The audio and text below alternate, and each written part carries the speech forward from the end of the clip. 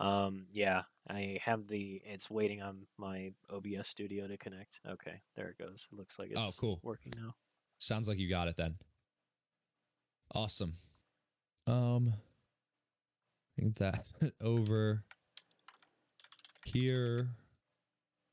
Cool. Very cool. So while True Demon gets that set up, guys, and feel free to cut me off when you're good to go. While True Demon gets his stream set up, like I said, he's at True Demon over on YouTube. Um, Again, red days like this, kind of like we've been talking about the entirety of the stream. Red days like this are just they're inevitable if you're in the market. You're gonna have days where things sell off, where there's a lot of uncertainty in the overall market. Today is not fun. But it's important. I really think it is important to address this and to talk about where we see things going from here. So again, I appreciate everyone that's tuned into the stream today, especially on the red day. I think if you're able to stomach these red days and formulate plans on these red days, you'll be quite all right in the market. And avoiding as much emotion and panic as possible, I think, is really really key here. So again, a big thank you to True Demon for coming on, and looking forward to the talk as always. Yeah, absolutely. So I have the hour until the closing bell for us to chat about whatever. Um, I Cool. guess the first thing to talk about is the immediate concern with the sell-off.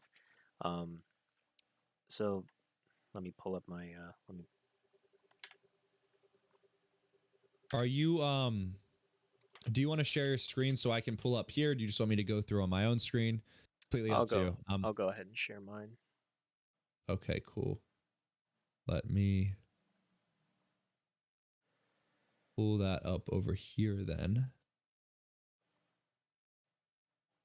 Okay. Um, So I got my Ortex data up and I got Weeble up. Okay. Perfect. All right, I need to size it a little bit so that way it fits Okay. on stream for me.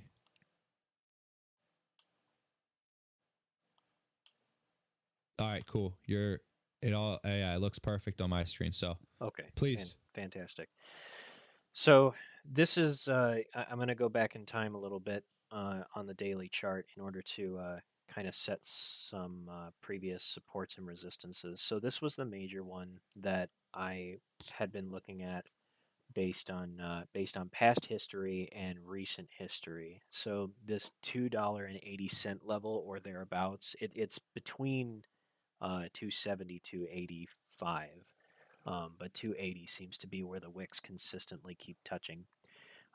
This is the major area of support slash resistance that Progenity has developed over time. So it's a significant level, and that's why I had set this one below my previous support at $3 and 3.20,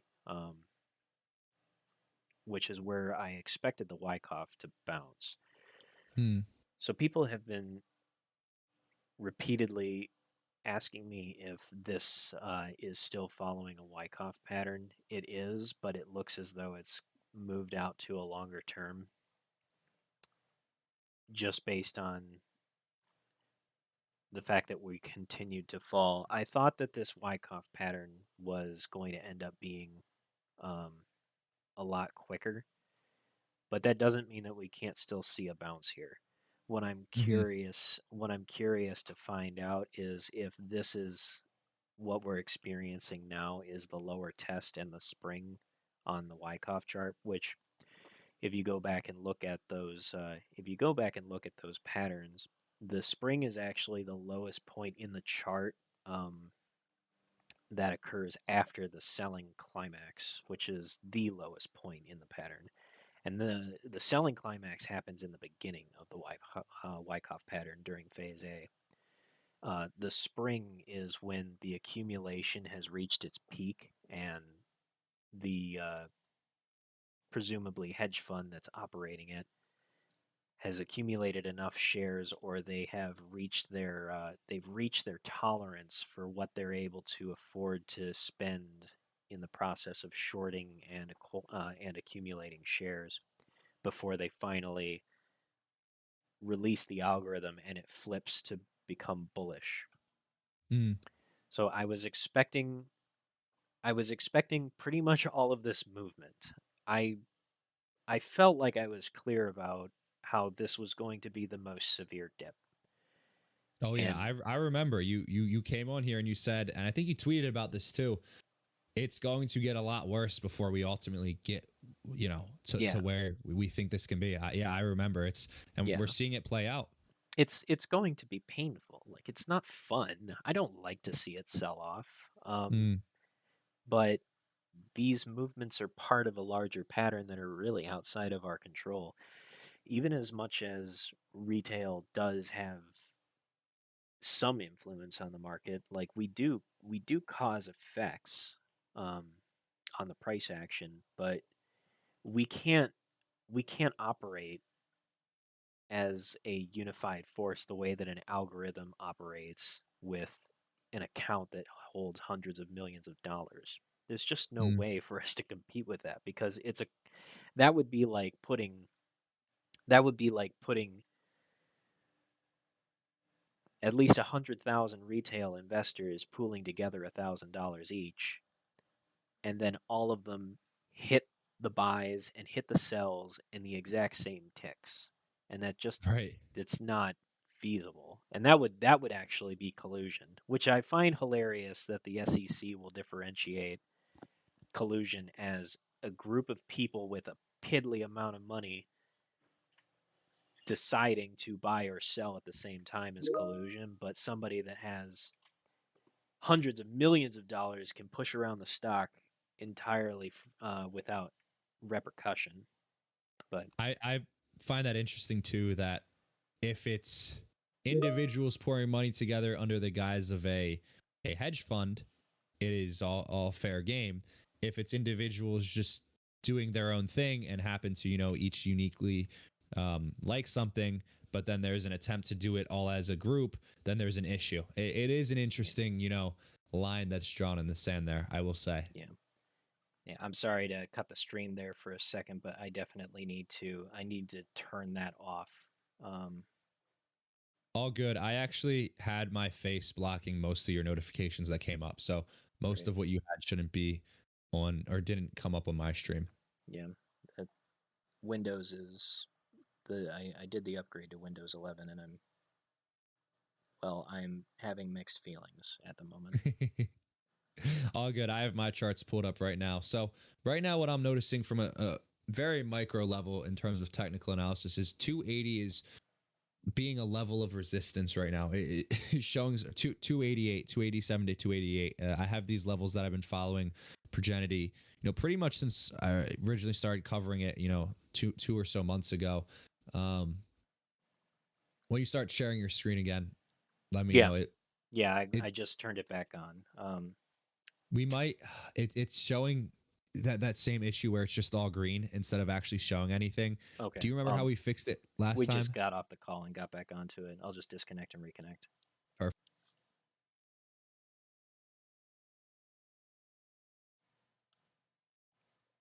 Perfect. Okay. Um, So let me if go you ahead want to and turn share it that back again, on. I can pull it back up. But what I was saying is, there it is. Awesome. What I was saying is, again, it's when we break through the other thing that I was saying that was interesting is when we break through these different levels of previous support and they turn into resistance, but it's on low volume, it's very, very different than if we were to see high volume and the same sell off. That's when I'd be worried because that means that people are selling. If Mm-hmm. it's low volume, I mean, it's just a different story when it's low volume. You have to take account everything else that's going in the market, how so many different plays are selling off right now, how um like you had said, and like I have spoken about before as well, there was going to be pain before a run up, and this was, although not welcomed, it was expected. And so when you look at kind of everything happening all at once, today is not fun, but it's also Progenity's is not dead, I think is what I'm trying to say, which is a Yeah. narrative that I have seen. It just, in my opinion, it's not. Yeah. And I kind of that's why I like to use the OBV indicator for that because it really tells you the direction of where the volume has been in the past, and it tells you a lot about where sentiment actually is in terms of whether people are buying or selling. So I've been using OBV for a while, and I use it to track plateaus like this kind of action that you see here. normal price action. If you go back in time with Progenity, look at the way that the OBV tracks with the price. You know, the dips and the rips, they follow each other and they more or less move in a similar direction with the price. Really So quickly, I hate to cut you off. For some reason, your stream just cut out. I have no idea. I have no idea why. You were tracking the OBV and it was perfect, and then for some reason it stopped. Um, interesting. Let me try just share. Excuse me. Let me you're just good. try Maybe sharing try the. one more time. Yeah, All right. Do you see my Webuild charts or no? I don't. Let's disconnect one more time. If it doesn't work, then I can just pull up the same things on my chart. All right, we'll give it a try.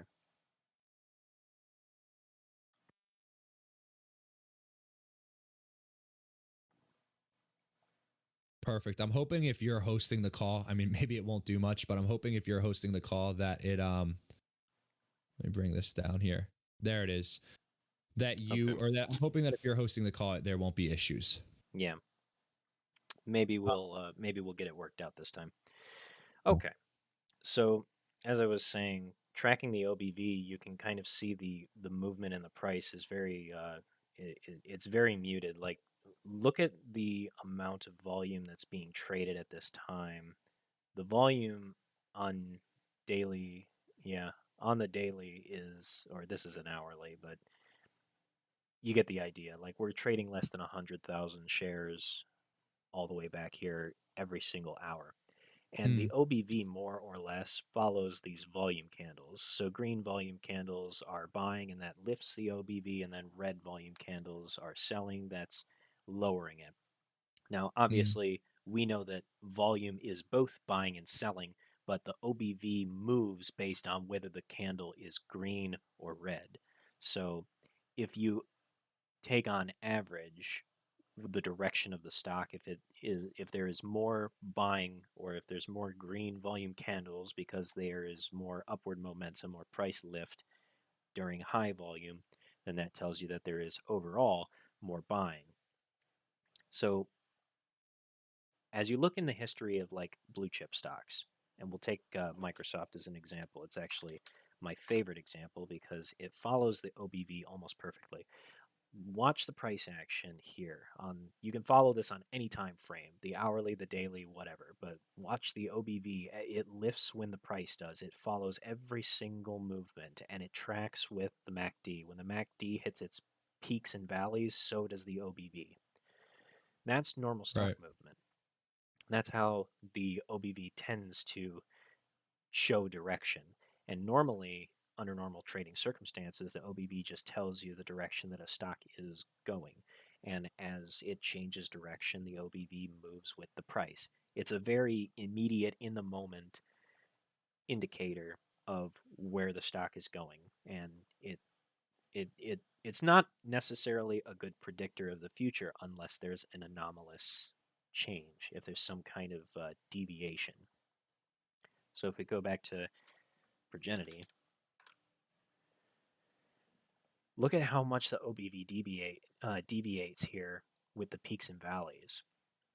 If you look at the way that at the way that it sells off, the price, this one is pretty close to normal. Okay, we had some lift in the price and it evened out, and then lift again, a little valley, lift again, and then a sell off, and it kind of tracks. Okay, but as soon as you get out to these levels, even though the sell-offs and the price keeps falling back down to new higher lows, the OBV doesn't fall nearly as much, and this one is where it becomes really pronounced. Look at how far we fell compared to where the OBV was. The price hit a high here of $4.43, and then by the time that we had sold off, we hit a low of $3.03. But the OBV at the time that we hit this peak barely dropped at all. This is a perfect example of a plateau in the OBV. And that tells you that there is far more buying than there is selling. Right. One of the fundamental things that I think that a lot of people miss when it comes to trading in the markets is what dictates the current price. Especially new traders are very uncertain of what dictates the price. It's not it's not magic. It's not somebody that's, picking the price at an auction. It's literally based on this bid and ask and whenever there is a agreement between them. When somebody sets an asking price, meaning they're willing to sell and they are asking this amount, then somebody bids saying they're willing to buy at X amount. If those prices match, then that is what this price becomes. It is the most recently traded, uh, it's the most recent price that the stock was traded at. And brokers and market makers are obligated to find the best available price across the market exchanges and venues. That's part of the national best bid and offer. So, Mm. taking all that into account, if you have a situation where there's very little volume on the bid side, now these are all limit orders. This is the order book, and there's very few limit orders. If somebody wants to drive the price down, then they simply have to ask at continuously lower prices in order to drive it down. And at this level, we have maybe, okay, so like 167,000 shares between us and $2.35. On the other side, if somebody wanted to lift the price up to $3.20, there's 147,000 shares between us and that price. So if somebody bought all the shares at their asking price between that and between here and this price, then, like, say we saw a market order for 148,000 shares, then they could technically eat all these up. Now, there's a lot of hidden orders. The order book doesn't show us everything. This just shows us what is publicly on the order books at the exchanges, um, for the bid and the ask. And that's all that we see. Algorithms don't trade on the order book. They can use the order book to kind of get an idea what direction where they want to move the stock, or they can get a bearing on where sentiment is and things like that. They infer data from all of that information, and they can choose a direction. And they will strategically choose moments, especially predictable moments during the day when volume is low, just like it has been all day today, to continuously attack the bid. If they keep selling at lowering bid prices, it drives the price down. And psychologically, what that does to us as humans, without access to all of that data, without the ability to process all of that information simultaneously, the way that computers can, we panic. The computers know what's going on, but psychologically, we aren't able to handle the fact that we just see our money disappearing. Mm. And I really want to point, that's why I look at the OBV when I see this kind of thing. Look at where we hit the peak, $6.20. The OBV has barely moved. At that peak, we were at 1.04 billion on the OBV. We've fallen by 100 million. Mm. That's Right. it. We lost more of that momentum just in this movement from $2.10 down to a dollar 40. We lost more OBV in this moment here than we have since we hit the peak at $6.20 to where we are at this current trading price. That's the difference.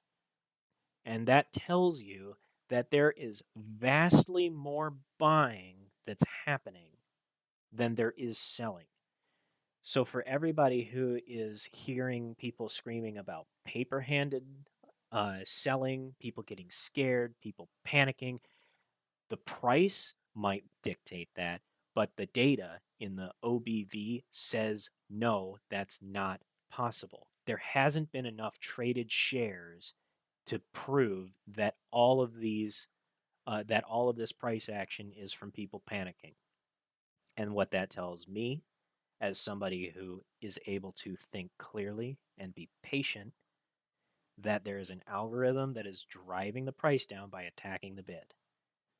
And every single time we see these major sell offs, everybody panicked. I guarantee, go back into my Twitter feeds, you'll find all kinds of people telling me that when we sold off from here because of this dilution, that, oh, this play's dead. Oh, Progenity's I going down. remember. Progenity's going to zero. It's worthless.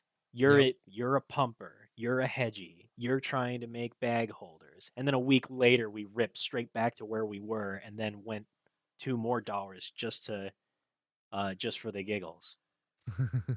I remember. I remember. Yep.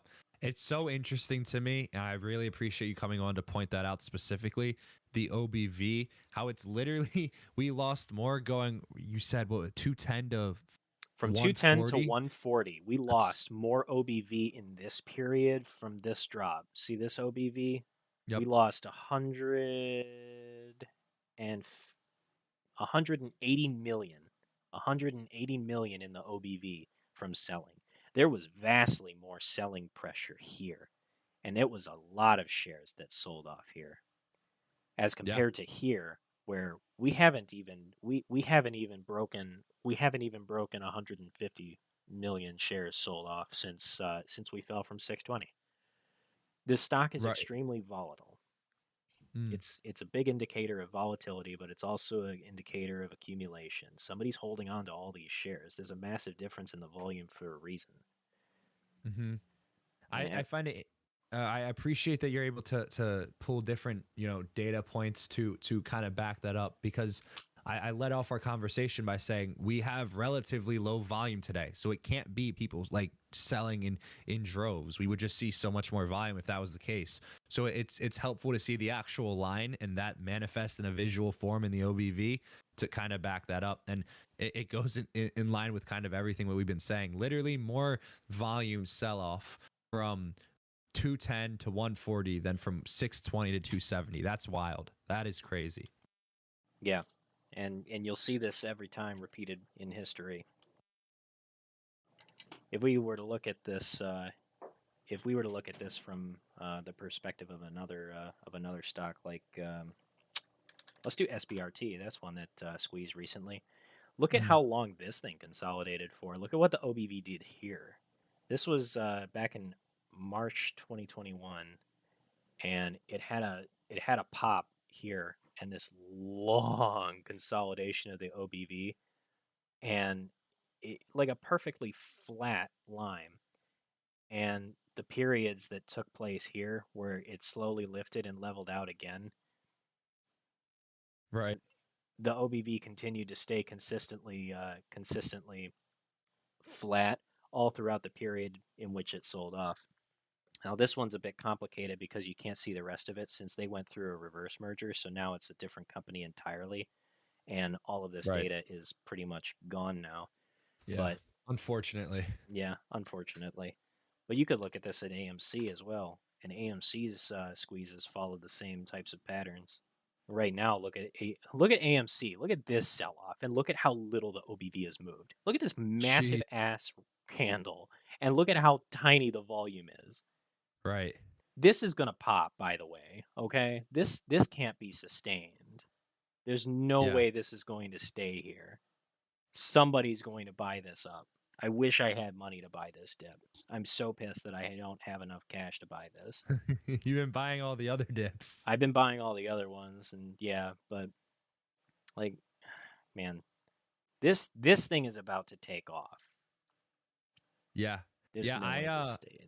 I Anyway, no, yeah, I look at it with AMC in terms of different buying and selling demand zones, and I've just charted with the most simple tool ever, the rectangle on Webull. I've charted the different peaks and the different lows, and there's different zones that there's an immense amount of buying pressure coming in for, which we're right towards the bottom of that zone now, and there's different zones when a lot of selling pressure comes into the stock or it sells off, and currently let me pull it up. I'm gonna leave your screen on stream, but currently we are right at the bottom of that buying demand zone. And the last time we were here was like 4 months ago, in August at some point. We got as low as 28.57, currently at 29.41.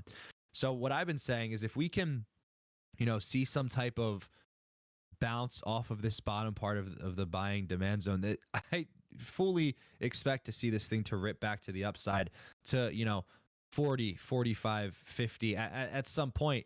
The only way I'd ever be worried, to pull your screen back up here, you were on stream the whole time, but just from what I was looking at, the only time I would ever be worried is if we broke below 28 with high volume. If that happens, 28, 27 with high volume. If that happens, then that like similar to, you can look at the OBV as well, might be an indication that people are selling off, and that's when things can get dicey. But looking at the OBV, looking at the volume compared to the price action today, similar to Progenity, similar to a lot of these plays, it just doesn't make sense. So yeah, it is interesting to see AMC at 29.43 though. I am watching this very closely, in terms of I expect to see some type of bounce. And the only way I'd be worried is, again, if we see high volume and a sell-off to break below like $27, $28. Yeah. This is absolutely a scare tactic, and it's a perfect example of how fear can really prey on the minds of people. I guarantee you that if this was happening in any other day and age, that people would be panicking in mass and they would be selling off AMC, and these red volume bars would be back up to like pre-squeeze levels. Mm. But it's a different mentality now, and because I actually want to take the time to explain why movement like this is so significant, and it really expresses the mentality of people who are willing to hold throughout any kind of price action. This is extremely expensive for hedge funds and market makers to do, to push the price around this much. It costs a lot of money to do this. They don't have an unlimited sum of funds that they can just throw at it at a given time. This is a critical moment of AMC's price action that really needs to be highlighted. This is coming to the end of a long wedge of consolidation, and this is a absolute desperate move to push the price so low that it breaks the tolerances of everybody who's currently invested in it. And they're probably going to try to keep it down here for at least the rest of the week in order to get as many options to expire out of the money as possible. If people respond in kind by buying all of those shares back, how many do we have today? 42 million. That's nothing. We saw more. We've seen volume grossly over 100 million on far more boring days in the past. The fact that the volume is so low is the only reason why the price can be pushed down this far. If the price was moving upward like this, the volume would have to be in the hundreds of millions of shares traded. Mm-hmm. Sorry. You're good. You're good. Yeah, I completely agree. Again, it's low volume days relative to what the stock is used to for moves like that. It just, to see the type of sell-off, it's so interesting to me to see this play out in real time. Like, it's the things that we've talked about and looked into, and had conversations on it. It's so interesting to see it play out in real time. Yeah. Yeah, I think it's kind of wild. It definitely does not feel good to see all the red, but in terms of it being a learning experience, I'm just the learner, the student in me is fascinated by these kinds of things that go on and how they play out in real time and how it will continue to move from there. I see you have the SPY pulled up. Yeah, I was gonna just point out like a lot of this action is definitely related to the overall market. So I'm not gonna pull up my Fidelity, but the Fidelity, um, my Fidelity market volume kind of shows that.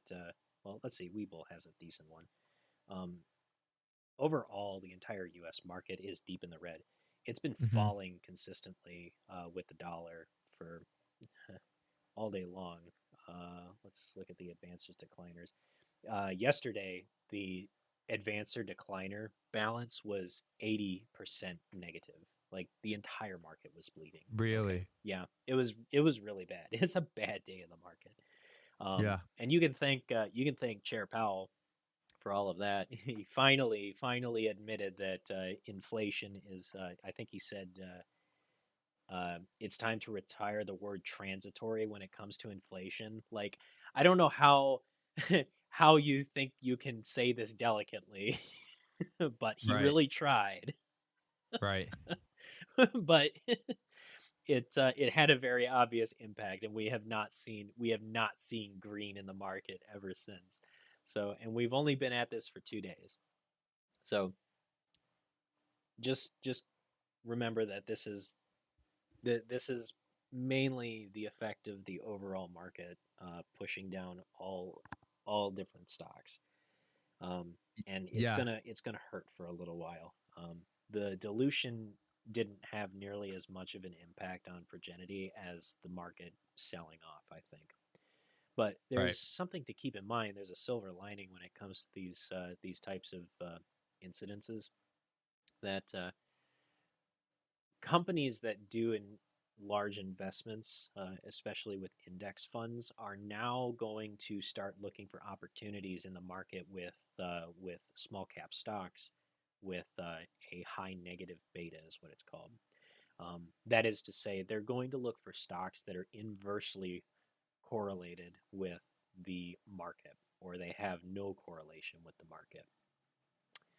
Mm. Stocks that do not move with the SPY when the SPY is selling off are ones that brokers, banks, and investment firms will look for in moments of volatility and uncertainty, because they have to continue making returns. They have to continue operating in the market to continue, you know, doing business. Stocks that have that negative beta are stocks like AMC and GameStop and uh, Progenity as well. The reason is because they don't trade on, or at least in Progenity's case, it doesn't trade on a major index fund. It's not in any ETFs that I know of. It's small cap, but it's also a company with recently acquired funding that has private investors, and it would still be considered a risky, aggressive stock to invest in by an ETF standards or a investment firm standards. But for hedge funds that may be looking to risk off of indexes, will most likely look to either short the index, or they will look for some sort of a firm or another industry to invest in that has good prospects for this new period of COVID scare that we're going to go into. In the Mm. short term, a sell off is a certainty. It's going to cause fear and panic. All this talk of COVID and inflation and such, it's going to have a negative impact. But companies that are in unique situations that allow them to take advantage of these moments of uncertainty can really they really have a chance to, I guess, receive special attention from the big whales in the market. AMC is certainly one of those, but Progenity is too. The reason that I think that is because Progenity is actually attached at the hip with Pfizer, who we all know are one of the major saving graces of this COVID crisis, that they were able to come up with an mRNA vaccine along with Moderna. But Pfizer, being the first comer, has received all kinds of funding. They're doing all kinds of new research. And now, if Progenity announces a partnership with Pfizer that confirms they're receiving funding and backing from Pfizer, then they will be financially secure for the foreseeable future. Mm. And that's why an announcement that a partnership with Pfizer must come at a critical time, when both the company Progenity itself and its major shareholders can take advantage of that. They're going to wait for that ideal moment when things look the absolute worst, because I guarantee you that Pfizer saw this coming. They knew this variant was occurring. I have a feeling that Progenity had a they got a smart group of people on their team. Okay, I think Yeah. that they also saw what was about to take place. And if they announce a partnership with Pfizer right before the market tanks, it doesn't matter what they do, the market is going to kill any momentum that that would create. It is only after things begin to calm down and when the fear settles and then the market recovers that suddenly everything will start to look a little brighter. And then suddenly Progenity comes out of nowhere, just out of the darkness, and says, "We have this fantastic new product line that's going into clinical trials. The results are promising, and oh yeah, by the way, we have a partnership with Pfizer, the world's leading uh, treatment center for COVID vaccines and COVID antiviral drugs, and they are backing us." Mm. What do you think that that announcement would do to the stock once Wall Street got wind of it? Certainly, Ethereum is already very well aware of what's going on, hence why they continue to keep accumulating shares at every opportunity. And it's also why I think that they were trying to get greedy and play with the stock with short selling on the side in order to acquire more. But I digress. Mm. Yeah. If Ethereum is already well aware of what's going on and they're trying to accumulate shares as fast as they can, once those announcements take place after the market calms down, think about what that's going to do for Progenity after Wall Street suddenly realizes, hey, we have this newcomer that's partnered with Pfizer and they have secured funding, and then they start to do research into it because the algorithms don't do the research. You still have to have a human doing that. Yeah. Yeah, I know I'm kind of reading through the what people are saying as well, and it's just so many, and understandably, but so many people are very the losses today are quite significant, I would say, in terms of just looking at everything fall so much. And so I completely agree. If the market settles, or when I should say the market settles down, and the partnerships are eventually announced by Progenity, it's going to be amazing. It's going to be amazing just from that pure catalyst alone of announcing with a big. I mean, you see what these, by example, these small pharmaceutical companies do, especially when the overall market sells off due to various scares about new variants, or things like that. Imagine what a big one is going to do with a partnership with something that, by the way, is still pretty small in Progenity. Progenity is by no means a big player at all yet, even though I think that they will be one day. So yeah, completely agree. I'm so curious to see who those partnerships are as well. Who those with the big pharma, and I agree. Once the market calms down a bit and comes back into calms down a little bit, the fear kind of subsides and everything takes a breath. Once the partnership comes out, agreed. But I am noticing, rightfully so, a lot of uncertainty and doubt because of the fact that everything's just constantly bleeding. I mean, I'm just looking here by example. AMC's testing 28. Progenity is obviously testing 270. Or BBIG is testing 267. Yep. Just lows on these plays that we haven't seen for a while. Yeah. I'm still seeing that Progenity just refuses to break past this 270 level though, which is pretty significant. Agreed. I'm hanging on. I'm hanging on to this support. I'm hanging on to this stock. I am absolutely not going to sell even one share for as long as I possibly can stand to hold it. I am in a margin account, but currently I have enough capital that I can sustain these losses for at least a little while, Mm. and I I have no intention of selling Progenity. I have other stocks. I have other long investments that I'm not nearly as bullish on as Progenity.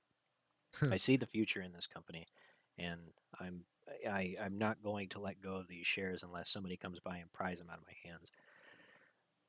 That Which being, unfortunately has been done before, but I digress. yeah, I know. With Robinhood. Yeah, Robinhood really screwed me over, but yeah, Oh, that's a you got your shares liquidated? Robinhood at this was back during the AMC GME sell off back in January. Some of my stuff got liquidated. Wow. Yeah, that did suck. Um, BBIG, my liquidation was through Fidelity. I just didn't have enough. Everything, the whole market sold off just like this did, and Mhm. BBIG. did the worst, and it was one of the few stocks that I had moved into that portfolio at the time. So it was the Mm, first one to get sold. Um, right. and Right. Yeah. that one just wasn't my choice. I would have rather let go of some of my call options instead, but you can't trade call options in a margin account. It's cash only, so they Mm, won't liquidate call options or any option strategy. right.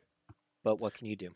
Um, anyway, back to the topic of Progenity. This is the low that I've been calling out. I admit that it broke down a little bit further than the level that I thought it would. I thought that 280 was going to be the worst of it, and now it's hitting 270. It's still within that zone of support that I was calling out, and we're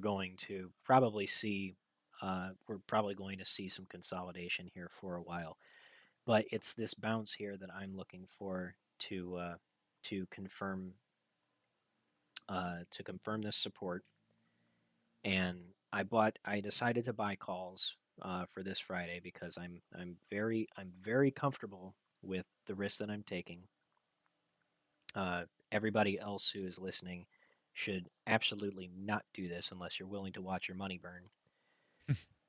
But I took a risk and I saw this sell off and I bought $3 strike calls expiring this Friday because I see this sell off occurring and I see the potential for a rapid turnaround. If Mm, anybody, so right away, don't copy my trades, okay? If me choosing to watch this money burn for the off chance that it ends up bouncing back up all the way past $3 is a bit of a long shot. It's an extremely risky decision. Don't do that. mm-hmm. Yeah. But I will say when you tweeted that out, I went over and I looked at them and like, like you interested me a little bit. I'm not gonna lie because I similar to you may be willing to watch some money burn on that off chance that this reverses a little quicker than people may think. Yeah, it's To be clear, I didn't pull the trigger yet, but I'm definitely I will admit very interested in that. You bought them by the way. Was it a 10 cent average? yeah, that's right. 10 cents average. Okay, And let me it's not just bad. point something out on the chart really quickly. In November, we had a major sell off here as well, and we fell straight through the floor just like them, and we continued to fall for a while, and then hit our extremely low peak. We were down to 280 before, Yeah. and it was at exactly it was at exactly 280, 285 actually, that we saw the rebounds. So now we're at 270. This has been the hardest selling pressure that we've seen, but it's also the lowest volume that we've seen. This has been the easiest time for them to push the price down. There's but it's not able to continue on forever. It could continue past Friday. They could cause these options to expire out of the money. They could knock the price down a little bit further. All of that is possible. There's nothing that's impossible in the market. But Agreed. I do also recognize that it's very expensive for them to do it. I'm looking at the utilization that's been maxed out on Ortex. It's continued to be maxed out. And let me just go ahead and pull up my Ortex for you. Sure.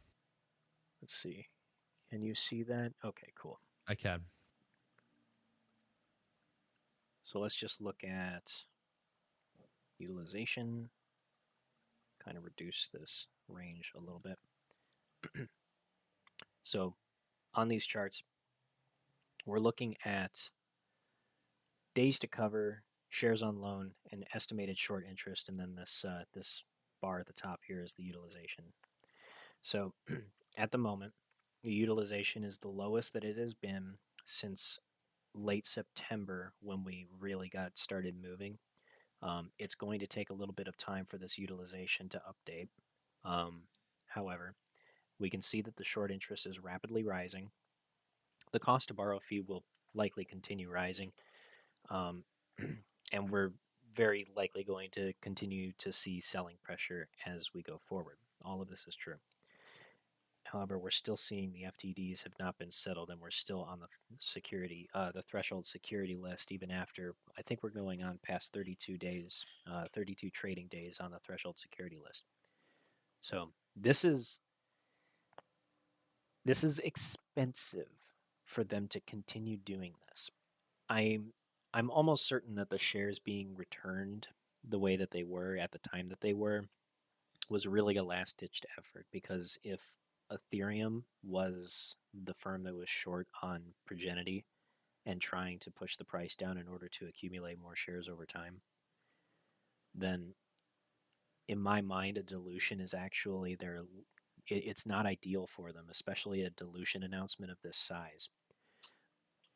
It Mm, costs them entirely too much money and actually hurts their investment in the long run, because they dilute their own voting capabilities. right. And if they do that too much, like they've already done, then they lose their majority shareholding.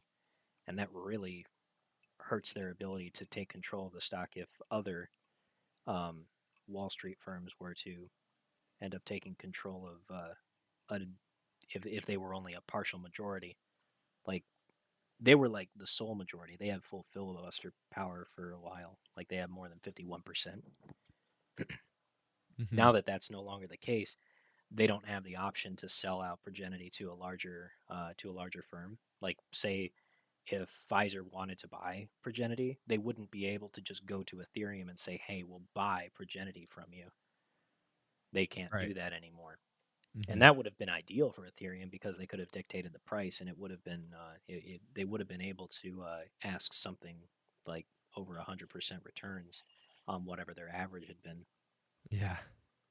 So now that they're not in that position anymore, if this dilution, in order to get out of any short positions that they may or may not have been, this dilution it hurts their ability to maintain that majority, because as it goes out into the market, it further dilutes their control.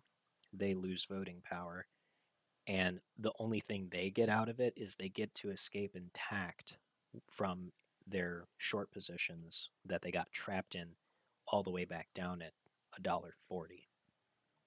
Hmm. And Right. that's just the way that I see it, uh, given where we've been over the past couple of months. It's been a hell of a ride. Yeah. Yeah, and I've seen a lot of questions about the short interest going down so much, and again, just for context, my answer to that has always been, I mean, we've seen an increase in the float. We've seen some shorts cover, like undeniably with the return shares that we've seen, um, but again, 11 million, 9%, roughly 10% of the float is still significant. We are still seeing, the short interest change on the last few days actually has gone up, which has been interesting. I think people want your thoughts on that as well, but that's just an idea of what my response to that has been. Mm-hmm. Um, yeah, I don't know if you have anything to say other than that. I think what people were really looking for was a short squeeze, and when the short interest started coming down, but the price did as well. There's a lot of confusion regarding that specifically. Yeah, I understand. So I talked about this in a recent video, in a video I created called "The Game of Musical Shares." Um, I don't know if you've gotten a chance to look at it, but I'll be happy to sum it up for everybody here that hasn't checked it out. Um, if Ethereum was indeed short on Progenity, there's a myriad of ways that they can short the stock without lifting the or despite the utilization being maxed out. And in addition to that, they can also cover out of their own inventory, or they can borrow shares out of their own inventory to sell them short into the market. There's all kinds of tools that these hedge funds can use in order to move shares and money around wherever they like. And it Mm, does give them a remarkable amount of control over share prices, especially on low float stocks like this. As the stock dilutes, though, they lose a lot of that control. If Ethereum was short on Progenity, the reason why that the price could be coming down while they simultaneously covered is if they had decided to cover in mass, if they realized that a short squeeze is what everybody was hyped up for and it was the reason why retail was lifting the price, it makes sense that they would simply just cover out of their own inventory and they would just sell the shares. Then they'd be able to cover their own they'd be able to cover their own shorts out of their inventory, and that would cause the short interest to drop. They lose out on that money because they're still technically taking a loss. They took the short position way back down here in the beginning when we were seeing the price lifting past $1.50 or so. Mm-hmm. And if they cover their position now, then they've lost close to, it's like an additional $3 per share. That's a really significant loss. It's a 200% loss at least, but for some of them it could be as high as 300% depending on how long ago they took those shorts out. But if they cover it out of their own inventory, then they aren't required to go back out into the market to buy it, so it doesn't cause any lift in the price. The other way that they could do it is they could also just buy calls from another firm, and they could exercise it. They could have bought a ton of calls, which it's likely that they did. There were a ton of in the money calls that were purchased early on in the week before November 19th options expiration, and we knew this. We saw this happening in real time. Tons of deep in the money calls between $1 and $2 strike prices that suddenly were just all scooped up and swept across the exchanges, and then the price ran to $6. If they exercise those, they not only made profit, but they secured themselves enough shares to cover their short positions, and then the drop in the SI would be enough to scare retail. And that's why it's Mm-hmm. important that retail doesn't just get scared away because the SI dropped. Because keep in mind, this is a fraction. Okay, this is a division problem. The the short interest of free float is a division problem. It's the number of shares sold short divided by the total shares in the float. If the float increases, you raise your denominator, the number that you're dividing by, and that causes the percentage to drop. That will lower the SI. That was the major cause of this. The massive increase because the other thing is Ethereum exercised almost a total of I think it was like I want to say like 30 million shares in warrants. There was 44 million shares in warrants that were exercised total um, just recently, and Ethereum was a huge chunk of it. I think that it may have been Newberg that was the other portion of it. Um, but 44 million shares in total being added to the float like that all of a sudden absolutely caused the short interest to drop. Now, they did return shares on loan, but they took that opportunity after the dilution was announced. So that timing is, yeah, I mean, Ethereum knows what's going to happen before it happens. So if Mm-hmm. they're short on this stock, then they're in the ideal position because they know exactly when all the worst news is going to hit. And if they know that they can cover at the best price they're going to get, they're going to do it now. Right. Right. Yeah. It's again, it's crazy to see everything kind of fall the way it has, but that makes sense, and that's what I've kind of been framing it as well. Like the short interest of the float is the product of division. It's short interest over float. And that's where you get that. So if one of those numbers increase, or if the denominator increases and the numerator stays the same, obviously you're going to get a lower result. Mm. Um, but yeah, I'm seeing as here right now AMC to 28.76 got as low as 28 is bouncing back up. I'm curious if I see some people saying that AMC is over, and Oh, yeah. that play that people were wrong about it, or whatever. It's again I like to say that time is the great like equalizer for all of this. Time will tell. You know, one day is not going to prove one way or the other in my opinion, but um yeah, AMC at 28.60 right now. It is interesting to see, you know, a lot of, not a lot, but some people definitely um, mentioning that they think AMC is dead, Progenity is dead. while also keeping in mind, I mean, the market. I have one green stock right now, by the way, and it's Apple. Yeah, That's my one green play on the day. yeah. And that's a long-term hold for me anyway, by the way. That's something I've just been slowly like buying, every month or so, just more shares. I've built up a position for myself. And that's the only one that's green. So the overall market is red. These specific stocks are getting really or hit really hard right now. But yeah. It's bound to be a little bit ugly for a while. And I really would consider the market to be more to blame for it than anything, just because the overall news is so negative.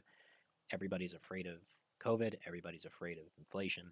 It's all coming like we're going into our second year of just being locked up indoors, and people are sick of it. All of this coming at the same time. It's really no wonder that the entire market is selling off. But it's not going to last forever. These kinds of situations don't last forever. Yes, we've had major crashes, and yes, the market is overdue for it. But as far as stocks like AMC and Progenity with their negative beta, they're more likely to recover quickly. Like a good example, um, think about a company like U-Haul. Um, After the initial crash in 2008, what ended up happening was a ton of people lost their homes out from under them, and U-Haul's stock recovered almost instantly after the initial crash. And anybody that had invested into U-Haul made huge bank by 2009 because the stock had more than doubled where it had started from since then. And Mm. even if you look at the recent COVID crash, if you look at, let's see, we'll do Microsoft again.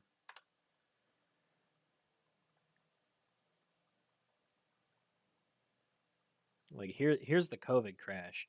Imagine if you had bought like leap options for a year at the absolute worst time, like right before the crash happened. If you had Mm. held them out throughout the entire uh, downtrend, by late March, your leaps would be like pretty close to, like, I'd say, like maybe 50-60% losses. But if you held throughout all of that and continued to hang on throughout the remainder of the year, then by this time, or we'll say by next March, the price would have lifted from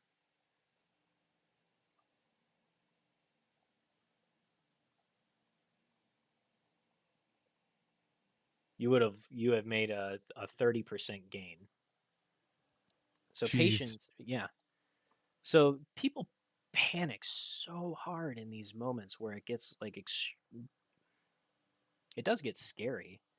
But if you panic and you just sell out of your position where things get the worst, you just end up locking in your losses, and you sacrifice opportunities that have just presented themselves.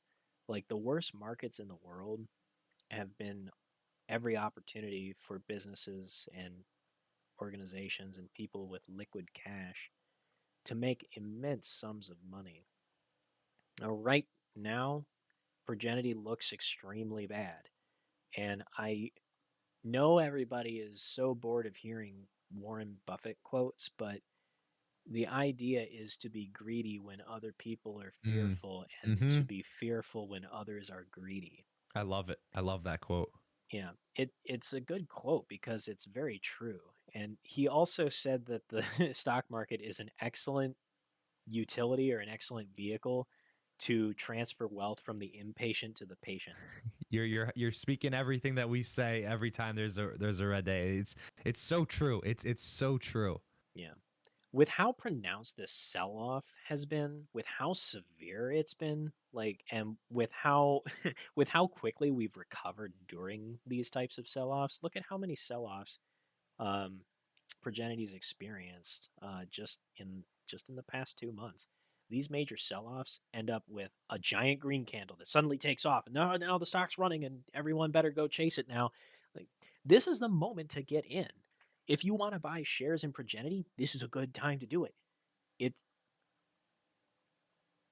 the history of this stock has consistently been that it will sell off over the period of like several days or maybe a couple of weeks, and when it finally looks absolutely the worst and everybody is ready to crucify me, then suddenly it takes off again.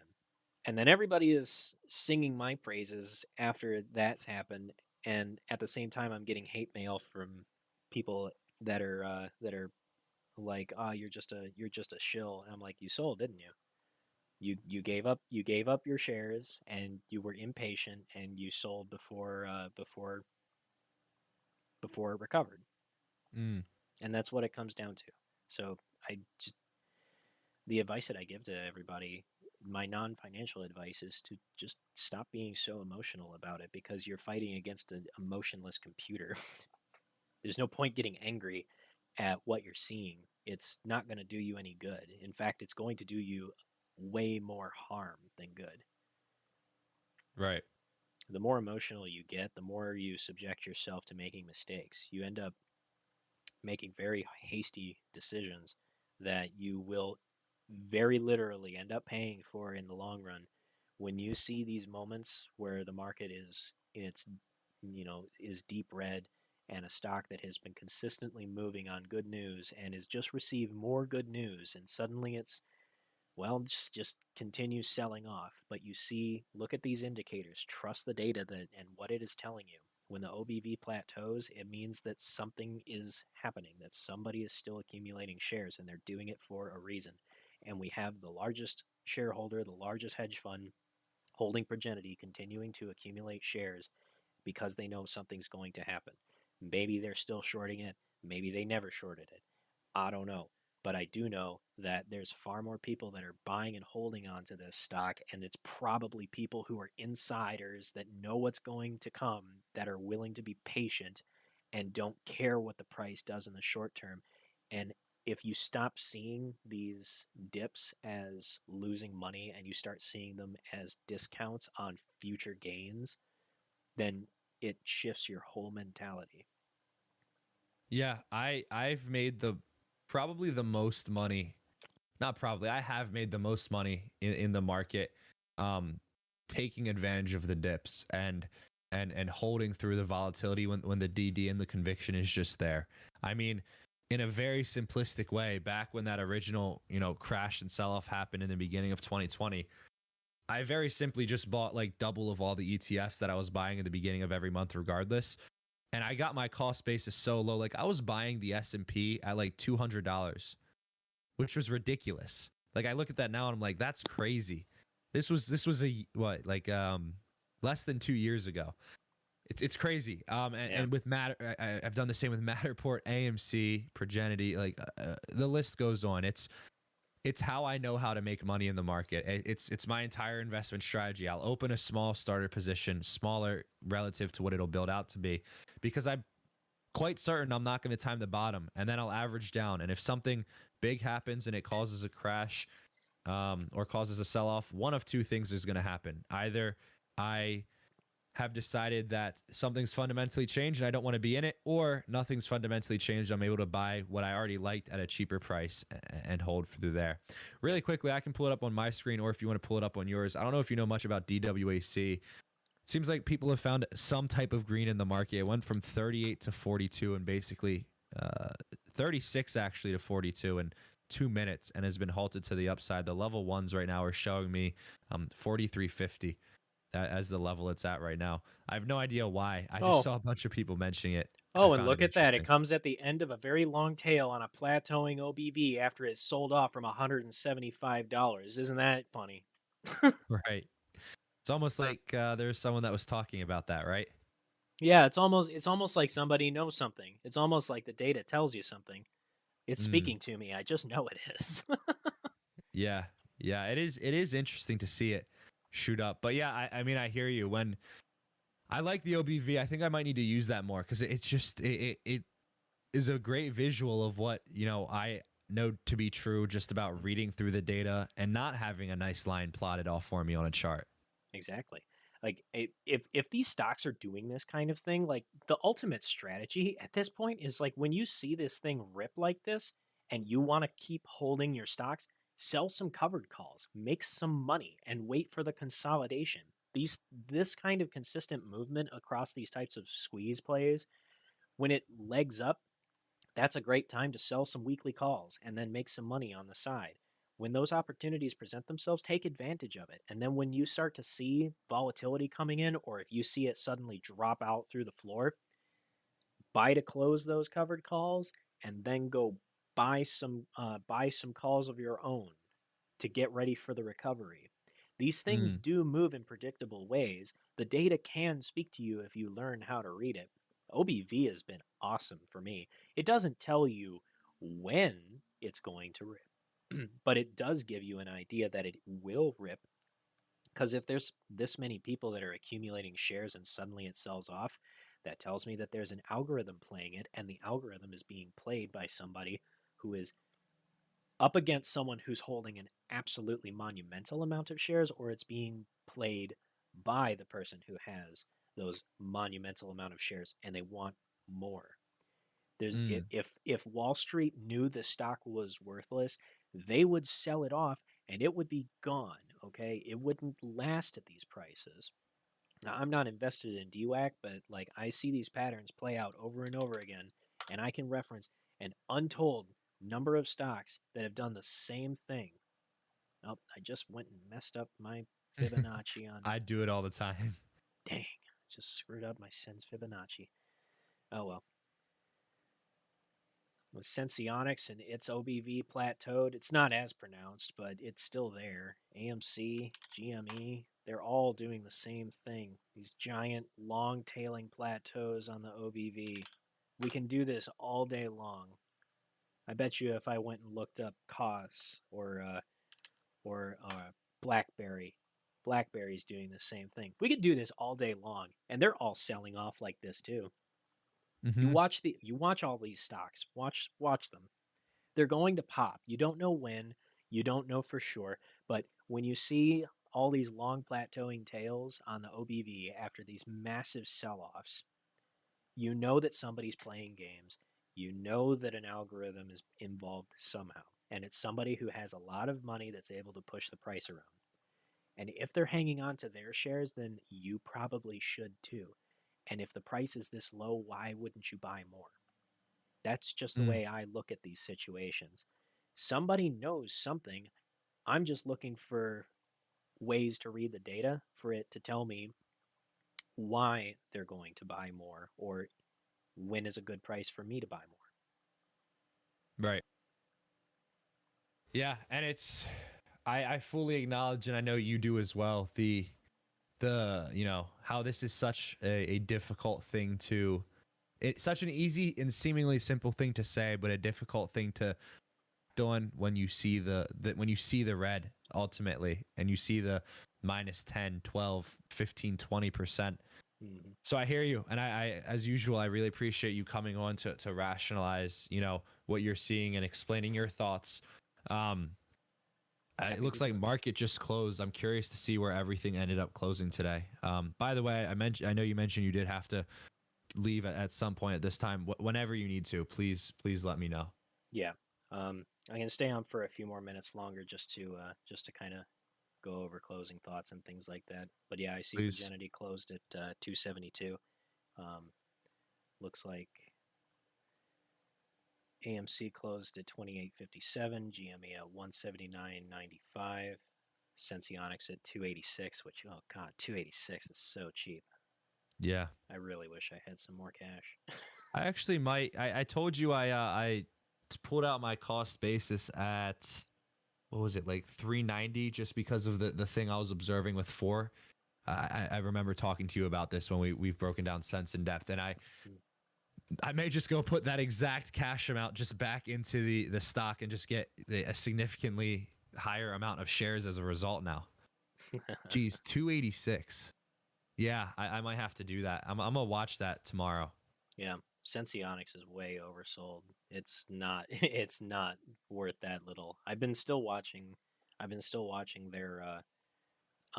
their presentations, and they don't have much news to release until they get their FDA approval, but they're still Hmm. doing continuing studies on their CGM. So Um, I'm just waiting for that FDA approval. After that happens, it'll take off. So it's just a waiting game until the FDA finally gets around to it. Mm-hmm. Right.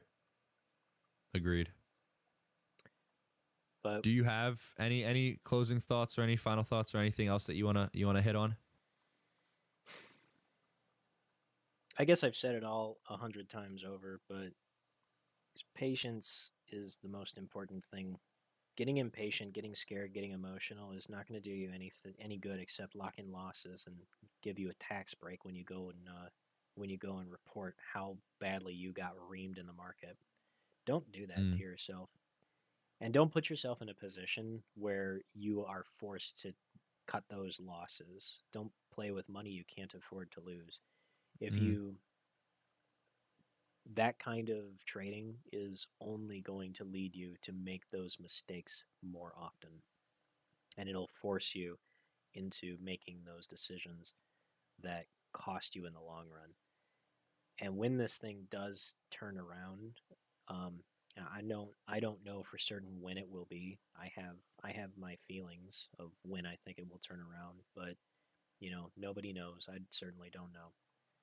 But when it does, you're going to end up kicking yourself and getting down on yourself because you sold or you were forced to sell because you were left with no other choice, and it never comes at a good time, and it's never a good feeling. mm-hmm. That's that. I want to echo that. I will never invest with money that I need for rent or to eat food. I'm a pretty simple man after that. I don't really spend much money after that, but I draw a hard line there. I will invest money up into that point, but I'm always going to leave myself a cushion, and it definitely assists me in not having to be emotional because completely what you just said, if it does sell off or if there is some type of if something happens, right, which there always can be something that happens, I'm not going to be, you know, in some terrible position that I can't get out of. And I think that's important. I did really quickly want to sneak one final question in there. I know we didn't really take questions today. Someone said regarding the at the money offering, since the 90 million is fixed and the stock price will dictate the amount of shares, the price drop is very bad for them since it will dilute them more since more shares issued. Um, and a few people were echoing that. So do you have any thoughts there? Yeah, dilution in the long run is really bad for the majority stakeholders in these stocks, and if any of them gave the go ahead to do that at this point, I really do have a feeling that they did so reluctantly because they didn't really have a choice, i.e., they were playing both sides. Or they just Mm, simply know that there's going to be bullish news coming around the corner anyway, so they want a discount so that they can go buy more shares. Those are the two scenarios that I see here. So if the agreed. price is selling off like this and it's getting people scared and getting them ready to sell, I'll tell you every single day, if you haven't gotten it through your heads yet, Wall Street turns retail into the bag holders of the world. They do this on purpose and they do it really well. They will make you afraid every single day in the market. They will make you afraid of every single red candle that you see, thinking that could be the one that bankrupts you. If you stop giving into that fear, then their algorithms stop working. Mm. So that's my main closing thought.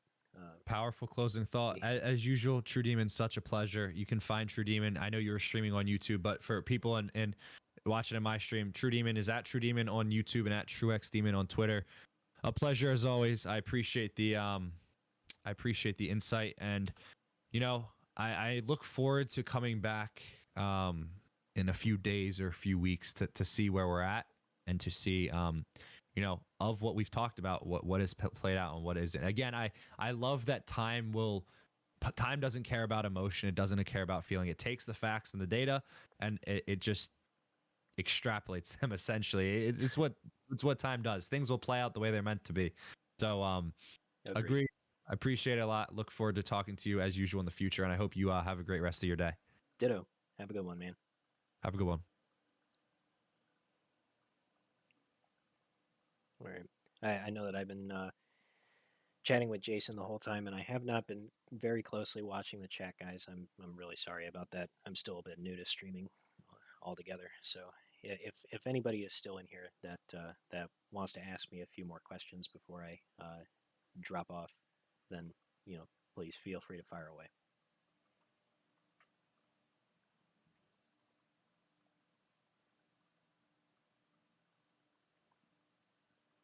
So Brian asked me earlier what my thoughts are for the rest of the week on Progenity. Well, I don't buy calls that I don't think have a chance of running in the money. So I bought some $3 strike calls expiring this Friday, and I think that if we see a turnaround this week, then it'll be a violent one.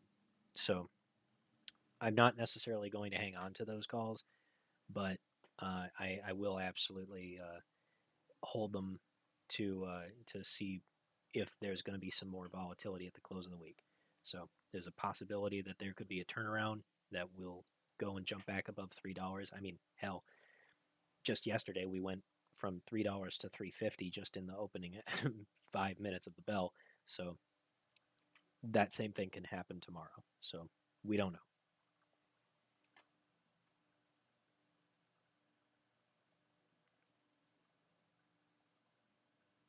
Thanks, BK NYNY. Really appreciate those kind words.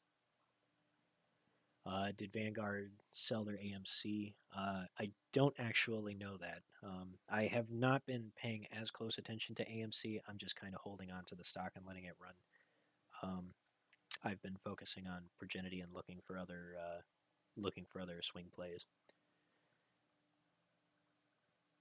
How low can this go? I mean, in theory, it can go down to nothing. I don't know what it's going to go down to. I think that it's going to stop here at $2.70. I think that this was the low point, but it might go a little bit further. We don't know. If I were to go back and extrapolate further out in the charts, the next low support would be at, let me see here.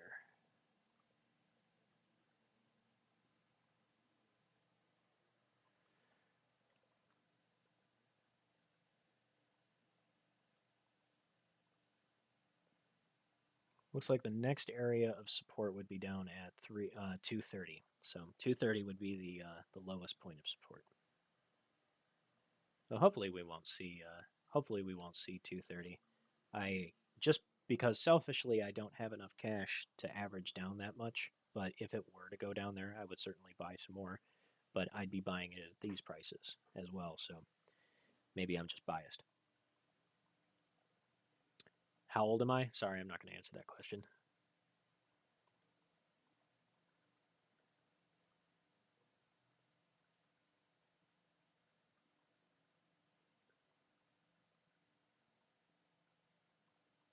Census product as a differentiator from ABT's Libre. So the Libre system, Libre is slightly newer than Dexcom. They were kind of in a arms race, so to speak, when Dexcom released their transdermal CGM, but they're in principle the same thing.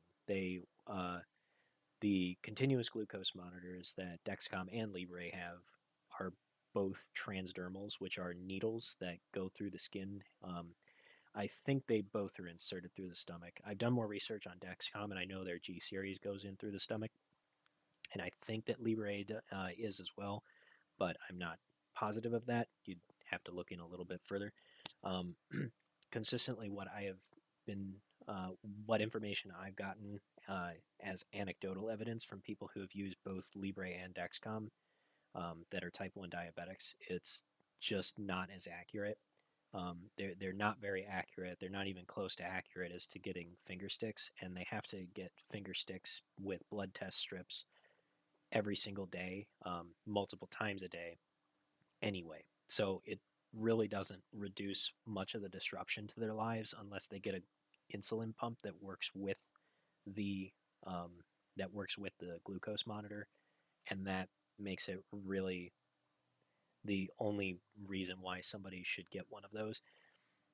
With Senseonics, it's just a chip that goes in the arm, so it's much easier to well, you don't really have to wear anything because the new chip that's going to come out with the 180-day sensor has its own embedded transmitter, so it talks directly to your smartphone.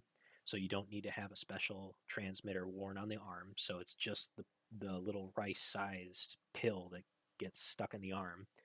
So it's extremely convenient to wear. There's no needles involved. You don't have to do anything like that. And then it only has to be calibrated once a day with a finger stick, which these, based on the PROMIS study, if you want to look into the PROMIS study that Sensionics did, the PROMIS study showed results that indicated that their 180-day sensor, their new technology for sensing for detecting glucose in the blood, um, or actually, it's actually the interstitial fluid is what it's called.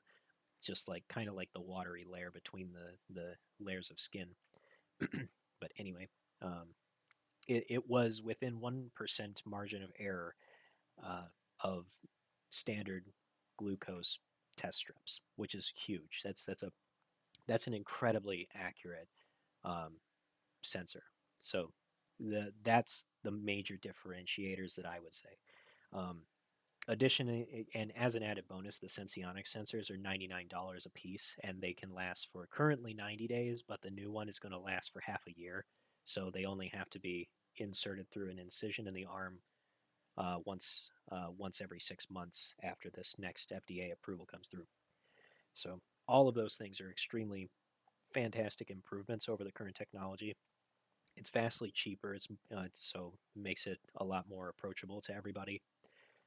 Doesn't require the use of needles. It's less disruptive. It works directly with your smartphone, and pretty soon they're going to be able to integrate with insulin pumps. So that'll be really fantastic for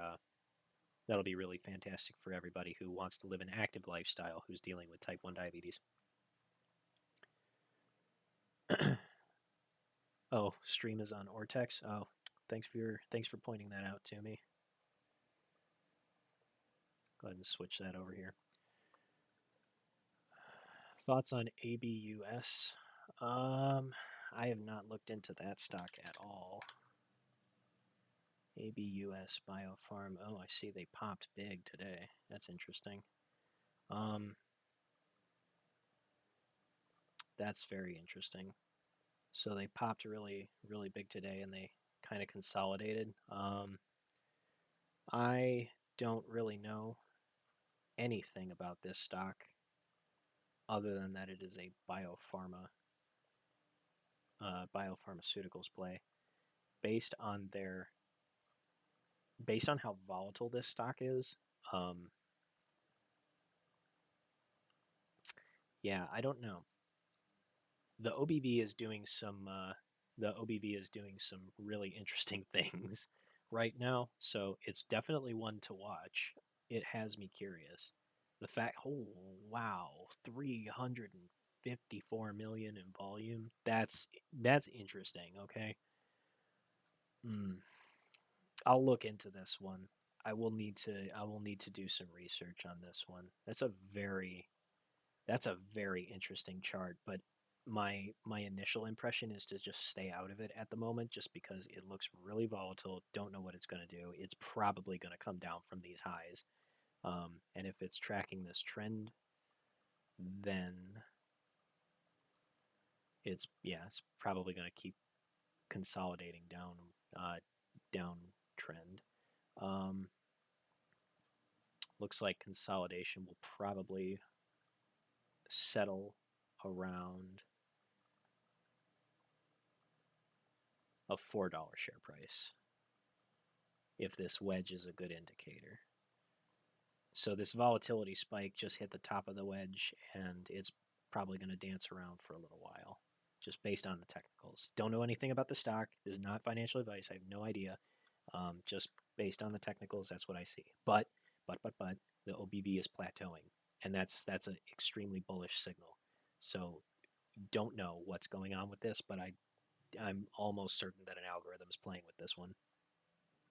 Um, just know that it's very overbought right now, so expect it to come down and come down hard.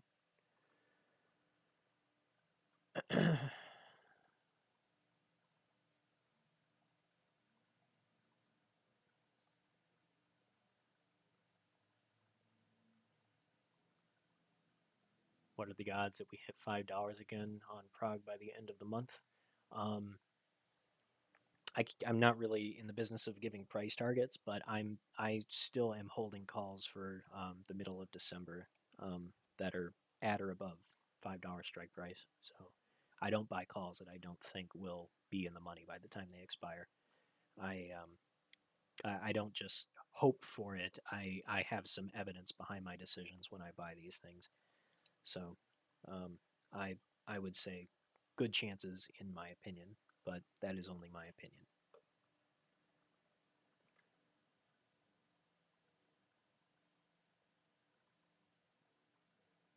You're a good technician. I'm not offended by the question. I just live a very private life, and I don't like putting any information out there about myself, especially given my industry. If you don't know anything about me, I'm in cybersecurity as a professional, so I don't uh, I don't make it a habit of putting my name or any information about me out there.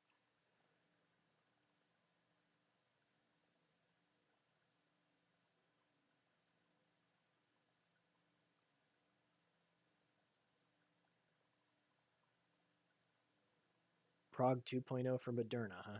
All right. Well, I'll keep that. I will keep that statement in mind as I go and research more about ABUS. It sounds interesting at the very least.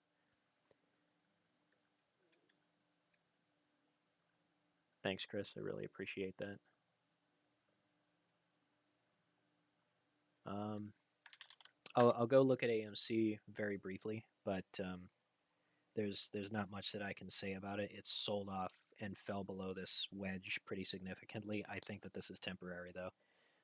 It broke through support at 28.57. I drew these quite a while ago, um, and I haven't really touched these. Yeah, I drew this back in August. So at some point in August, I drew those. I drew these lines, and since it broke through that support and it fell down below the wedge, AMC's done this before. It broke below its wedges on multiple occasions. Um, the wedge that it formed here, it actually broke very well below it before it ran up in May. So I'll redraw this for you, and you can kind of see what I mean. But if you follow this wedge, it was it was actually drawn out to here.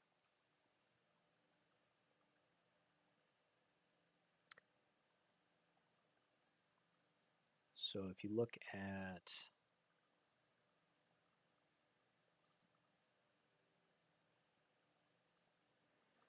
so this inner wedge that you see here is what I would have drawn back in what I would have drawn back in April. And I was watching exactly this pattern, and it broke above it and then broke below it. So it had it had a relative pop, then it fell below very sharply, and ended up extending the wedge out. And it was only after it broke very far below this line. It would have been around here that it broke far below, and it stayed there for several couple of weeks actually before we finally got some volatility back into it. So AMC looks as though it's doing the same thing again, and OBV is plateauing. It was plateauing back here. Um, it did that. It did the exact same thing. So on this time frame, the OBV had plateaued and continued to stay flat. It rose slightly, but just stayed more or less flat for that entire period. It was several months. And if you don't believe me when I say you need to be patient, just, I was back here. I was back here when I got in AMC. Okay, I got in at the very beginning of February, and I watched it tank on me, and that hurt. So, and I was there for everything for the Battle of 801 and all of that stuff. So, I was very patient waiting for this opportunity. And when I saw these green candles, I bought all of my stupid YOLO calls, and then that thing took off on me. So it was a that was a good day. So it's always going to look the worst that it's ever going to be right before things turn around.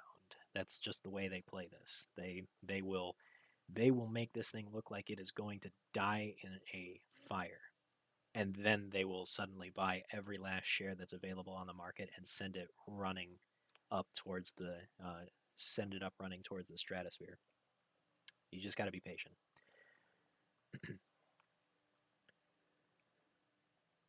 SNDL is also running. I haven't touched SNDL for a very long time, and I don't think I'm ever really going to touch the weed stocks again. I don't know what kind of run you think this is. This is SNDL is getting smashed.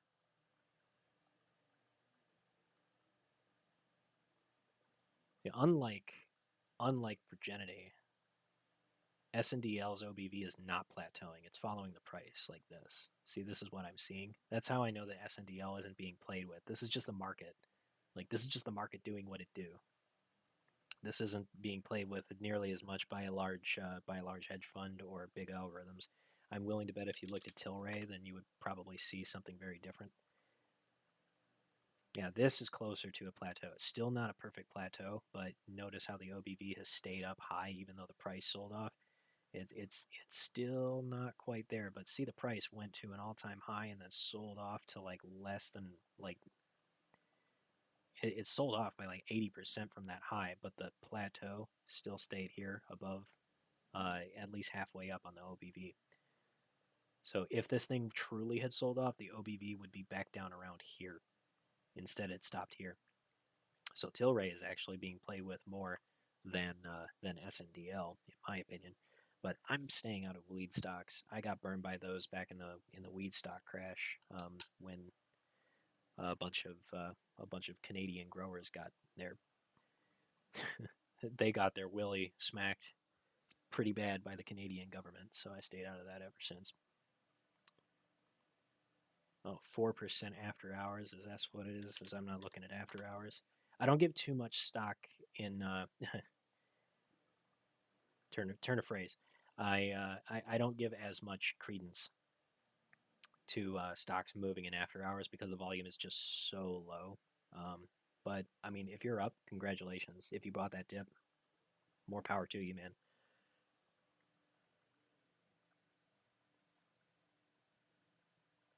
Were the markets just panicking because of Omicron, or was there something else that happened? There was Omicron, and then also Jerome Powell, the head of the chair of the Federal Reserve, came out to speak, and he basically admitted that inflation is happening and it's here to stay. And of course, the market hates that because it means that the Federal Reserve is going to stop just throwing money out everywhere to people, and they're going to turn off the presses.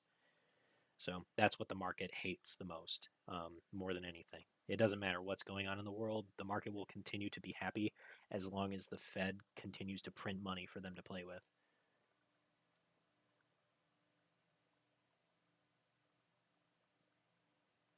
Can Progenity take its tech into vaccines with oral pills? Theoretically, yes. That is actually a possibility because they have the ability to administer through that OBDS delivery system, the oral biotherapeutic system, that is capable of introducing what are called monoclonal antibodies, which are basically synthetically created or genetically altered white blood cells or similar cells. And that's how mRNA vaccines work. mRNA viruses, if you know anything about viruses, they replicate by attacking a cell and injecting its RNA into that's the half helix of the DNA. It injects RNA into a cell, and then the RNA fuses with the cell DNA, and it actually hijacks it, and it causes the cell to become a petri dish, more or less, where it grows more viruses, and then the viruses cause the cell to die, and then they replicate. And it attacks specific types of cells in the body, depending on what the virus is. But you'd be fascinated to find out. I learned this in a PBS documentary that apparently the human DNA is 60% virus. Our DNA has been altered so much over the eons that our DNA is more virus than simian, which is ape. So humanity is a virus, I guess, is the takeaway. On a manipulation scale of 1 to 10, how manipulated would I say PROG is? 7, 8, 9. um, I would say that it's probably more manipulated than others. I still consider AMC and GameStop to be by far the most played with by Wall Street because they lost so badly on it. And I still do subscribe to the theory that naked shorting is rampant in the system. So I have some suspicions that the largest firms on Wall Street are playing with the stock in order to get out of this. Um, yeah. Uh, if GME is a 10 and AMC is a 10, then I would put PROG at about an 8.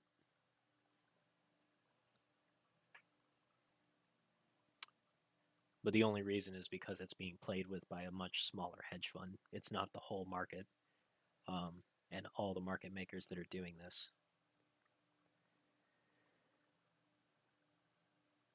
Brian DeCoster, thank you.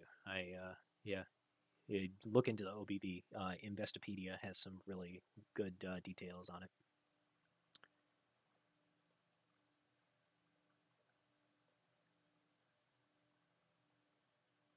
How is SDC's price more than PROG? Good question. I haven't looked at SDC in a while. Oof. Yeah, I was in SDC for a while, but I saw this sell off a long time coming, and I got out of it. I had to take a loss on that.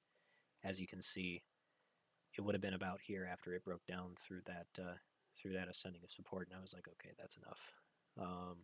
So I had to take a loss on that. Oof. Yeah, that's a big oof. A lot of these are falling down on their ass. But SDC's OBV, it doesn't do the same thing. That's why I stayed out of this one, because the OBV is just following the price, and when I see the indicator going down, that's it. That's time to get out. I escaped in September.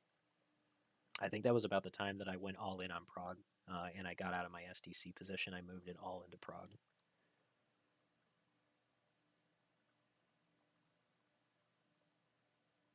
What's the OBV indicator? Yeah, I don't mind going over that again. So the OBV is the on balance volume, and it simply works by adding up the volume based on a green candle or subtracting it on a red candle. So whenever you have a green candle on the price, that's because the price went up. So that causes a green volume candle. With the with on balance volume, it's just supposed to be an indicator of momentum. It's kind of like an oscillator. It's not the same as like the RSI or the MACD. It's just a momentum indicator. Think of it more like the simple moving average. Um, but with the OBV, it's basing that entirely on volume. It's not basing it on price. It's just based on volume. So the reason why the OBV is significant, especially with these big plays where we think there's manipulation taking place, if there's more buying going on than selling, then the OBV rises. And the thing is that you look at these prices, you look at how far these have sold off. Like, let's just look at this chart is a little bit too busy. Let's look at AMC. It's very nice and easy to see on AMC. Look at how far AMC sold off in the last 2-3 days, and look at how little the OBV has moved, but it's less than. How far have we fallen? How far have we fallen? Let's look at this. 62.9%. Our price has fallen 62.9% in 183 days from our high during the June squeeze. But the OBV has not moved at all. Look at the OBV. 4.75 billion today, and it was just over 5.07 billion when we were at $72. That, my friends, is manipulation. This is what manipulation looks like. When you see this much price action on such low volume, somebody is playing with the price. So I would be buying the shit out of this dip. I did manage to scrape some cash together, and I bought some calls. I did manage to buy some calls while I was on stream with Jason. I wasn't going to say anything, but since you're here asking about AMC so much, and everybody wants to know about OBV and stuff, like this was my signal. The OBV didn't move worth a damn. The OBV has stayed exactly where the hell it's been, and the price is cratering. That's my time to buy. I'm going to buy that dip every single time. I bought a stupid amount of calls for December, and I am now just going to wait. They are close to the money. I'm not telling anybody to copy my trades. Do not copy my trades. I want that very clear. But if you are interested in taking risks, or if you like to buy shares when they are cheap, this is a signal that they're cheap. OBV has not moved at all, and the price is cratering. That's the time to go buy some shares. So, yeah, good luck. So if OBV stays high and doesn't follow the price as the stock falls, and it's most likely being dropped by algorithms, and it will eventually pop up. Yes, that is exactly what I'm saying. It's not necessarily an algorithm, but it's a sign that the bid is being attacked and that the bid is being forced lower and lower and lower and lower, and there's not enough buying support to hold the price up. So when there's low volume, there's very very very little volume, and the price is tanking like this. Somebody is forcing the price down by attacking the bid. So that's what that indicates. The only reason why the OBV is staying so high is because there's hardly any volume at all. If the volume was higher, then you would see the OBV. If you saw there had been, like, say, let's see, we got 62 million shares volume today. If that had been closer to, like, say, well, I would have to compare it to this candle here, but well, let's see. Let's say like let's say like 600 million. If I had seen 600 million volume, like 10 times as much, then I would be worried, because that would be a signal that far more people were getting out than just whoever's playing with algorithms. So just watch this chart. There's going to be a bounce here. I don't know when, but it will bounce. This isn't going to last unless everybody panics all at once. And just given what I know about the ape community, the apes are going to be fine. Nobody wants to sell their shares. Nobody's willing to do it. So as long as everybody's holding hands, singing "Kumbaya" and holding for the moon, then don't expect this price action to last. And as a matter of fact, you can look after hours; it's already retesting $30. So I'm glad I bought my calls.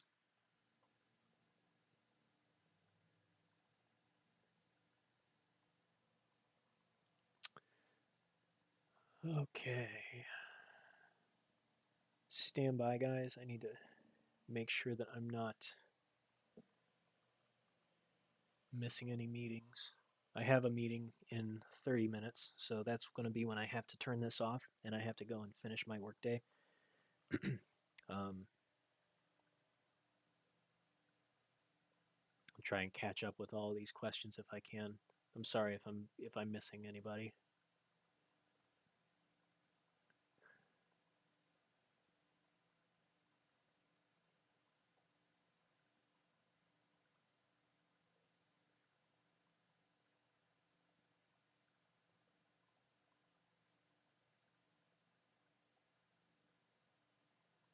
Get smarter. Thank you very much for the kind words. Really appreciate it. Omen, I'm actually sorry to say that I've not read any trading books. I learned all of this on the fly. I started by watching Matt Kors and getting into his Discord, and I learned from a lot of people that were trading alongside me. So, um, what I would say is that you learn things best by doing. If you learn best by reading, then yeah, there's absolutely some good books. I'm sorry I can't recommend any. But if you learn better by doing, then it's a good idea to get a paper trading account and just jump into some different stocks and try and do TA and stuff like that. It does really help. The reason why I say paper trading is because that way you're not burning your capital on making dumb mistakes. Because when you're young in investing and you're doing day trading, you're going to make a lot of early mistakes, especially if you play with options. I lost $20,000 in my first month of trading options, and that really, really sucked. So um, I would just say, be careful. Don't risk more than you're willing to lose. And if you are willing to be patient, then day trading with a paper account is the safest way to do it.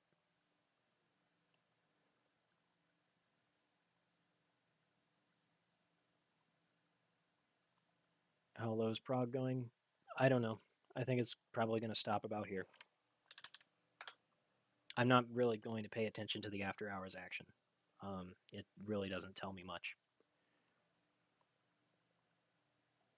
BCTX, that one's been called out to me a couple of times. I hear a lot about that one pretty frequently. Yeah, OBV is doing the same thing. It plateaued here, but it's interesting that it stayed flat during buying. That is interesting. I would want to wait to see what happens with this one, especially given this volatility. I'd have to do more research on this one. I'm gonna stay out of it for now.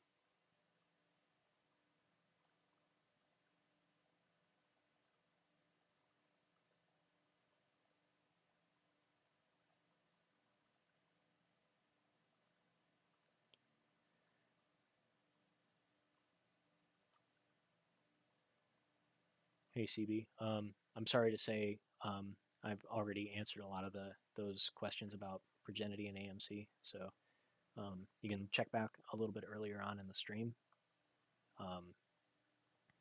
But I'm about to get off, so I'm trying to answer everybody else's questions before we go. But we talked pretty extensively about it, so just head back about like 10-15 minutes in the stream. There's lots to catch up on. SKLZ. I've seen this one mentioned to me too. It doesn't look good. A recent IPO relative to they IPO'd during the COVID crisis. That's a bad time to join the markets. I'm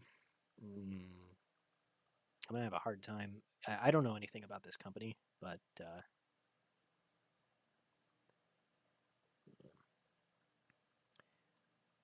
well, based on this, they're consolidating. So they were consolidating on a falling wedge.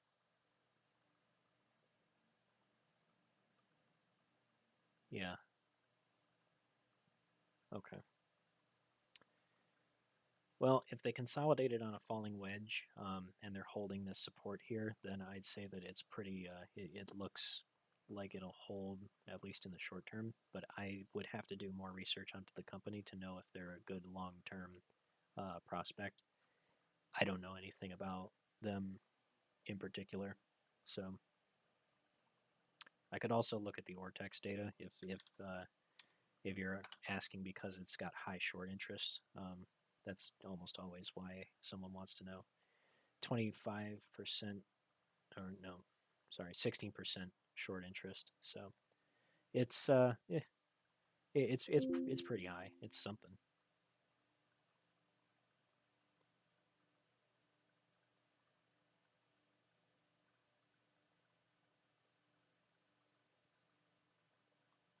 How to get out of stock lending income program on Webull. The easiest way to do that is to just go directly to Google and ask that question. But you can go to you have to go to the Webull website and go to your account options, and then opt out of stock lending. That is possible to do. You just have to go through the website, not through the desktop application. Robinhood does not give you the option to opt out of it. If you're in a margin account, then they'll lend out your shares, and I think they'll also do. They might do it with a cash account, though I'm not sure about the legality of that. If you really want to stop shorting, then honestly, Fidelity is the best platform that I've found. I hold almost all of my long positions in Fidelity, and they don't do stock lending programs.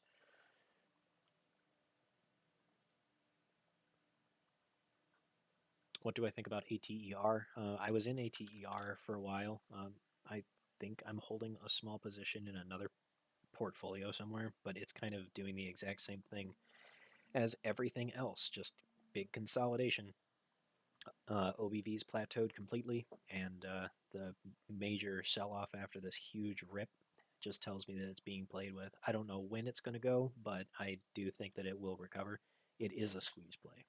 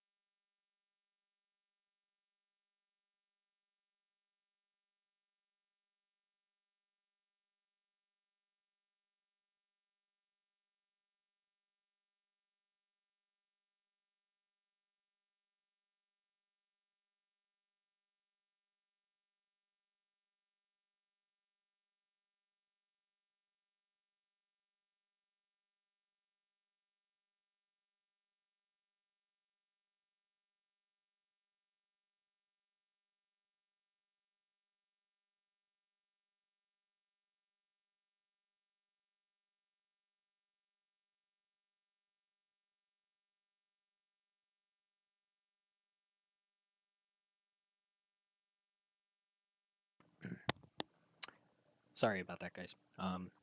I have unfortunately run out of time a little bit early, so I am going to have to end it here. I appreciate you guys jumping on, kind of just asking a few questions. It's always easier to give you something to talk about when somebody's asking a question. But that's all I have for today.